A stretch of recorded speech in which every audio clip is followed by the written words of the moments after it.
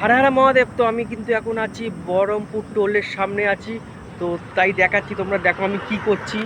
তো এই যে আমার কিন্তু গাড়ি আছে এখানে, আর ওই যে টোল আছে বহরমপুর টোল, ঠিক আছে। টোল পার হয়ে গেলে কিন্তু আমি ঢুকে পড়লাম। তো তোমরা এখন ভাবছো যে আমি গাড়িটা এখানে কেন আমি দাঁড়িয়ে আছি, তো তোমাদেরকে বলছি তার আগে তোমরা ভিউটা দেখে নাও। কত সুন্দর দেখো, ভিউগুলো দেখো। এখানে কিন্তু প্রচুর কুয়াশা, ঠিক আছে। এখানে কিন্তু প্রচুর কুয়াশা দেখো। এখানে ওয়েদার কিন্তু খুবই ঠান্ডা ঠান্ডা একটা ওয়েদার, ভাবছি শীতকালে কীরকম হবে। তো তাই বলছি যে আমি এখানে দাঁড়িয়ে আছি, আমার কিন্তু গাড়ি এখনও ফাস্ট্যাগ হয়নি।